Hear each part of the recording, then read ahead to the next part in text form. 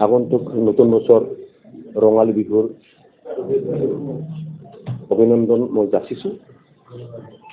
আজি আপোনালোকক ইয়াত লগ পোৱাৰ মূল উদ্দেশ্যটো হ'ল আগন্তুক 12 তাৰিখ 4টা বজাত চিৰাং জিলাৰ হেডকোৱাৰ্টাৰ কাজলগাঁৱত বৰ্তমান প্ৰমোদ বড়ো ডাঙৰীয়াৰ নেতৃত্বাধীন UPPL ৰাজনৈতিক দলত মই লগতে বহুতো দল সংগঠনৰ নেতা কৰ্মী শুভাকাংক্ষী ৰাইজ যোগদান কৰিম।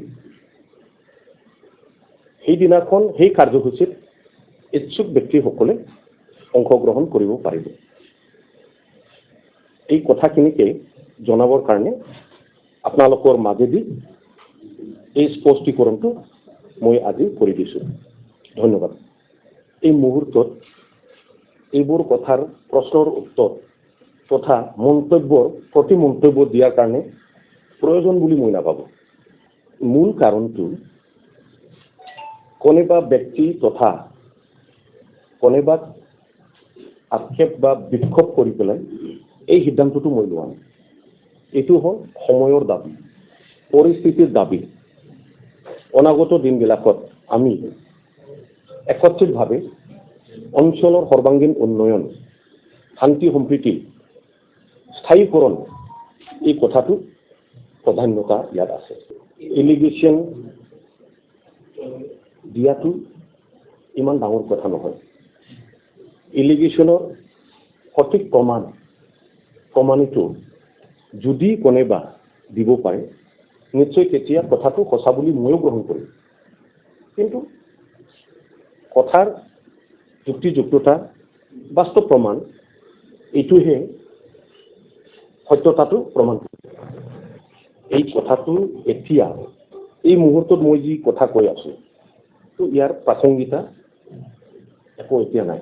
কোনো এক্টিভ পলিটিক্স কোনোবা পজিশ্যন ল'বৰ কাৰণে কিবা আশা কিবা লোভত এই সিদ্ধান্তটো মই লোৱা। এইটো স্পষ্ট কথা।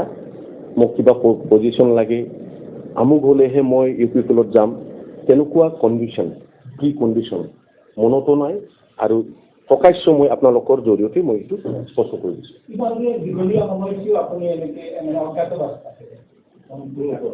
ইয়াত বিশেষ একো নাই। অলপ জিৰণিৰো প্ৰয়োজন হয় আৰু গোটেই বিষয়টো অলপ পৰ্যবেক্ষণ কৰাৰ কাৰণেও সময়ৰ প্ৰয়োজন হয়। নহয় নহয়, প্ৰশ্নটো আপুনি কি কৰিব বিচাৰিছে মই বুজা নাই। কথাটো হ'ল মই অনুমান কৰি লৈছোঁ আপুনি যিটো ক'ব বিচাৰিছে। ইতিমধ্যে মই কিছু কথা ইতিমধ্যে কৈ দিলোঁ। সময়ৰ দাবী, পৰিস্থিতিৰ দাবী, কাৰোবাক আক্ষেপ বেয়া পোৱা ভাল পোৱাৰ কাৰণে নহয়।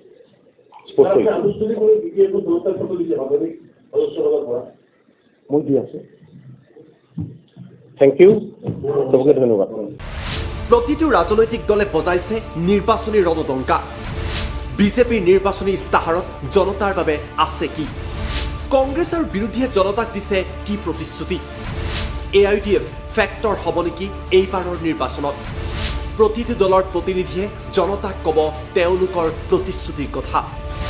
ষ্টাৰ চিমেণ্ট 24ত চৰকাৰ কাৰ? পাৱাৰ্ড বাই ডাটা মিছন।